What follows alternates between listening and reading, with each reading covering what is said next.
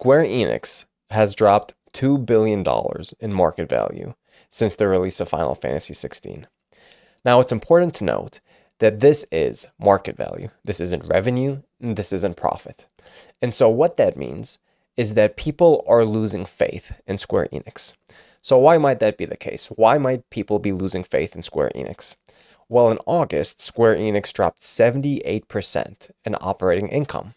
But this really isn't a big deal. And the reason why it's not a big deal is because it was during that financial quarter that Square Enix was working on Final Fantasy XVI, and Final Fantasy XVI had a lot of operational costs. And so if it wasn't because of Final Fantasy XVI, what else might it be?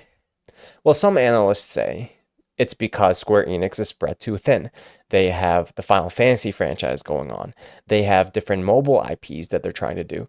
Forspoken recently came out, and they're spread too thin, and for that reason, they're not able to manage all of their projects.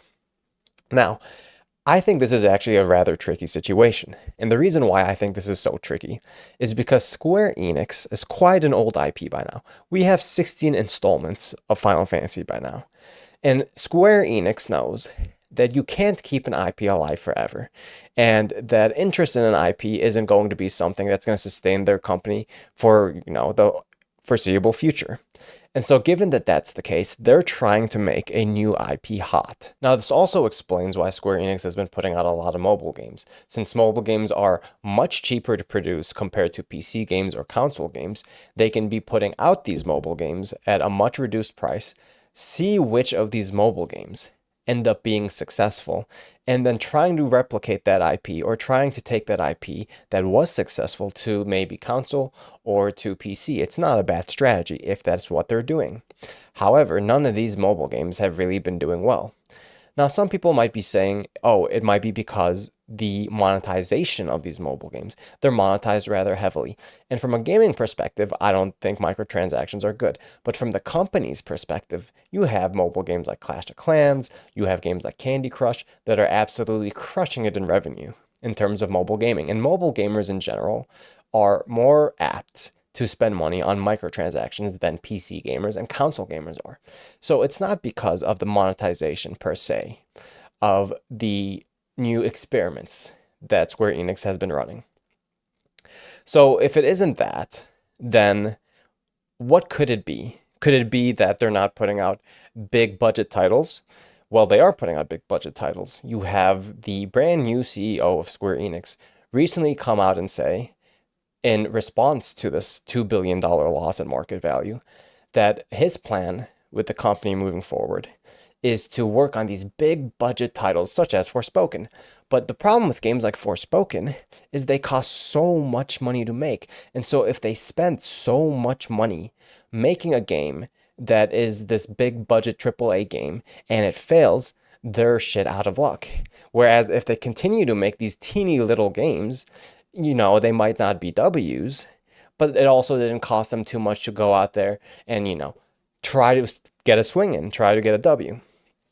And so it's common in business practice, especially in entrepreneurship, to try out a lot of different things and see what sticks. Instagram, in fact, started out as a phone book app. It did not start out as a photo app. And they were kind of experimenting and seeing what might work. And they eventually ended on Instagram being a photo sharing app. And that's what kind of launched them into the stratosphere. And so this is normal. This is something that happens in business all of the time. And this might be exactly what Square Enix is trying to do with these mobile titles. And they just haven't had a W yet.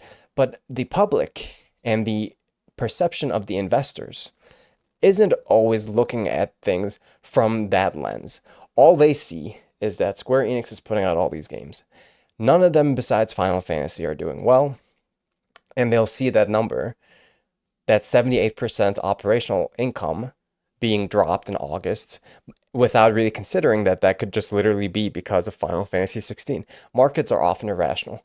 And the problem with markets is once a stock starts to drop, other people panic and then they sell their stock. And so the stock drops more. And then more people panic and then they sell. So then the stock drops even more. So this isn't really even indicative that much of how Square Enix is really doing, in so much as it is indicative of the public perception. with Square Enix putting out all of these different games to try to see if any of them will become successful is something that the company really just has to do. It's something they have to do in order to see what their next frontier is going to be. Now, there has been some complaints and some problems about the quality of the games coming out.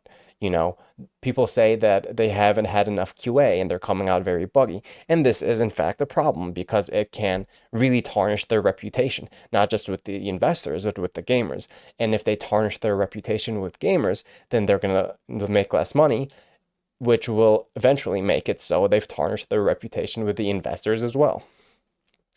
And so this kind of puts them in a catch-22. It's a bit of a dilemma because if they spend a lot of money on QA, then the risk of the game not working out becomes greater. But if they don't spend money on QA and the game releases buggy, then this tarnishes their reputation. So this leads us, right, now to ask about the actual internal operations.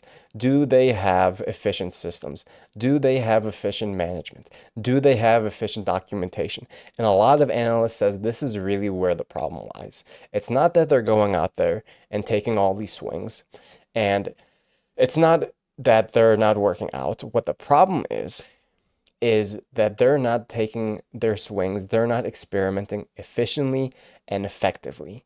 And it's causing the games to release buggy, and they're not having a very positive reception. And so that really does seem to be, from a lot of analysts' perspective and from my perspective, something that Square Enix needs to work on. Now, will the new CEO, Takashi Kiryu, actually step in and solve these management issues? That's yet to be seen. Now, some people have also blamed things like Final Fantasy XIV. Final Fantasy XIV is the breadwinner, the ultimate breadwinner for Square Enix since it's an MMO and it costs $15 a month to play that game. Now, the thing about that is Final Fantasy XIV has a lot of evergreen content, and so even if they do have a stop in production for that game, which they did have, because the developers who work on Final Fantasy XIV were the same exact developers who worked on Final Fantasy XVI. So for that reason, there's been a bit of a content drought in Final Fantasy XIV. Some of the players have been dissatisfied with the current state of the game. But the thing about that is fundamentally a very vocal minority of the players of that game, because a lot of players have a ton of content ahead of them, and it takes hundreds of hours to get through the base content of the game, if not more. And so I wouldn't say that Final Fantasy XIV is the reason why Square Enix might have seen a drop in market value. Now, to kind of wrap up this video, I want to talk about some clickbait I've seen out there. A Bloomberg article came out saying that that Square Enix has lost $2 billion since the release of Final Fantasy XVI. Now, there's a problem with saying loses. You see in my title, I says drops. When you say loses, it implies that it's revenue or that it is profit. And when you correlate that with Final Fantasy XVI, it makes it look like Final Fantasy XVI is the reason why this happened to Square Enix, which is absolutely not the case.